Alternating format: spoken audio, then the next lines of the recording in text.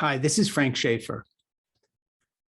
In the 1970s and early 1980s, my family were instrumental in opposing Roe v. Wade and the legalization of abortion for American women. With Dr. Schaeffer, who became Ronald Reagan's Surgeon General, we crisscrossed the country in the 70s and early 80s, trying to talk evangelical leaders into taking a position against legalized abortion. Interestingly enough, at that time, most evangelical leaders were pro-choice. People don't understand that today. And they did not want to get on board with what they regarded as a Roman Catholic issue. My father, Francis Schaeffer, who died in 1984, had a big fight with those evangelical leaders like the Reverend Billy Graham, Dr. Criswell of the Southern Baptist Convention, who was president of the convention at the time, pastor of First Baptist in Dallas, Texas, over these issues. Fast forward to today when Roe v. Wade was reversed, and we have a very different situation. Abortion became the litmus test of the religious right. The religious right in Donald Trump had a candidate that was willing to go to bat for them by appointing justices to the Supreme Court and the federal bench elsewhere that would mirror the wishes of the Federalist Society and other right-wing groups with evangelical roots or conservative Roman Catholic roots. What we see today is not just a reversal of Roe v. Wade. What we see today is the establishment of a theocracy, replacing the idea of individual privacy in the United States. The long reach of evangelical Roman Catholic theology into the arena of politics, in which there's no pretense even of a separation of church and state.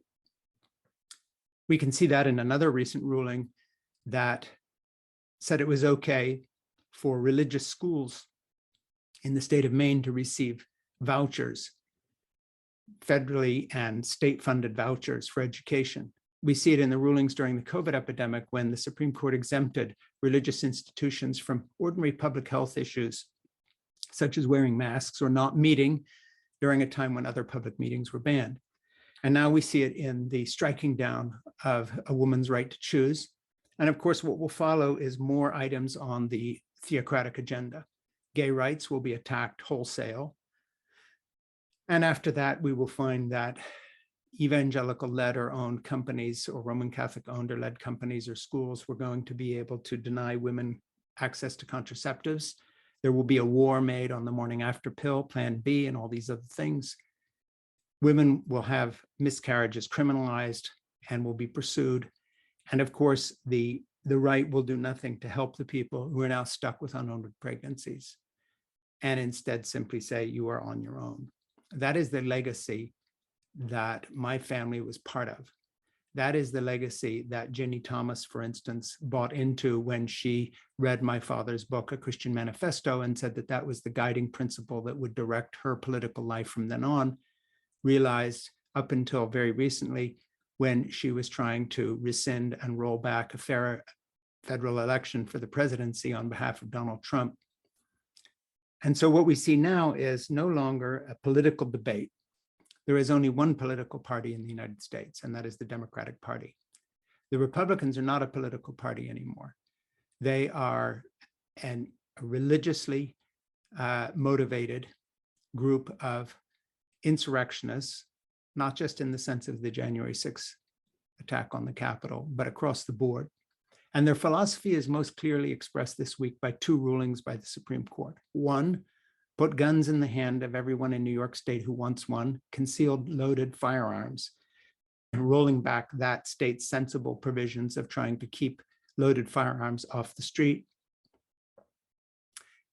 Two, take away a woman's right to choose. So what we see here is the right-wing agenda.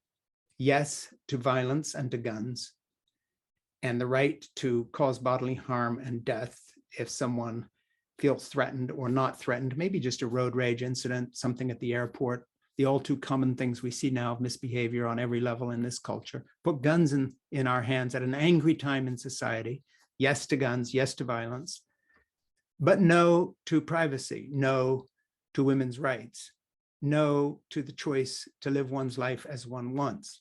Yes to violence, no to women's rights. It's the starkest juxtaposition of two rulings one could imagine, almost to the point of irony. If I was writing a novel set in the present, a kind of a new Handmaid's Tale. I wouldn't put those two things together. I'd say, no, that could never happen. Nobody could be that stupid and or so full of hubris and a kind of an attitude of telling everyone to just go to hell and we don't care what it looks like, to put those two rulings together back to back. Yes to guns, no to women's rights. Think about that. Since my family was involved in the ideological shaping of the far-right evangelical movement, I've spent the last 30 plus years trying to offer an alternative to their vision. And that alternative is one that used to be what we call democracy. And I just want to say this, the left is also paying a price for its stupidity. And I'll point to one example. Where was everybody during the Hillary Clinton run for president? A lot of people on the left were further left than she was, and therefore criticizing her and trying to find candidates that more closely represented their ideological mindset. People on the right, people like Sinema and others, staked out a position when Joe Biden was elected to the right of the president, making sure that they torpedoed his agenda. And what we have is a right-wing evangelical-led, Roman Catholic-led movement bent on theocracy, taking away our rights, the right to privacy, put guns on the street, yes to violence, no to women's rights. And on the other side, we have a left wing so tied up in its own infighting, whether that's over correct pronouns or over candidates that were further to the left than Hillary Clinton, or over ideological purity issues, or what term to use to describe people from Latin America, on and on and on and on and on. And on the right, instead, you had the Federalist Society with a 50-year program that produced, in the end, Amy Coney Barrett and the other ideologues on the court who never lost sight of what they wanted. So on the right, we have people playing the long game very cleverly, very smartly, very intellectually, empowered by think tanks and endless amounts of right-wing money. On the left, we have a group of people who are infighting to the point where at the very time we need Planned Parenthood and the ACLU and these other organizations, they are riven by their own internal battles, where people who are inside those organizations are criticizing their leadership and gunning for them because they feel either slighted or marginalized or ignored, as if somehow the most important thing is self-realization, even within left-wing and democratic-oriented organizations that are now fighting for their life. And therein lies the sickness. So if you want to blame someone, don't blame the evangelicals who had the long game and the perseverance to play it and to fight it out to the end. You can hate their ideology, but they have won today for a very simple reason. While the left played their own kind of internal infighting games, the right kept its eye on the ball. If there's any solution to Roe being rolled back and the other loss of privacy that we're going to see across the board, a new Jim Crow, which will be happening, elections rigged by state capitals across the country in red states to make sure Democrats can never win again, no matter how fairly the election is fought, because they will rig the system. They are rigging it now on the false basis of saying that the last election in 2020 was stolen, the big lie that we all know.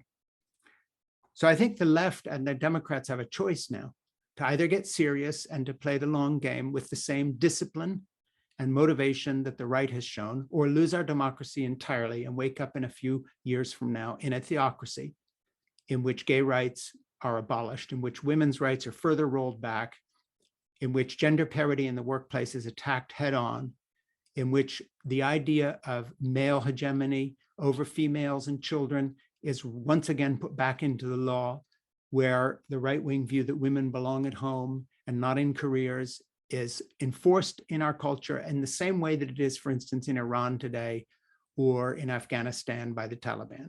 You think that's far-fetched? Then you are mistaken, because we are on the way to a theocracy in this country.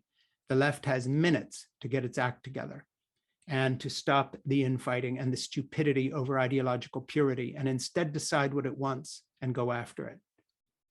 Thank you. My name is Frank Schaeffer.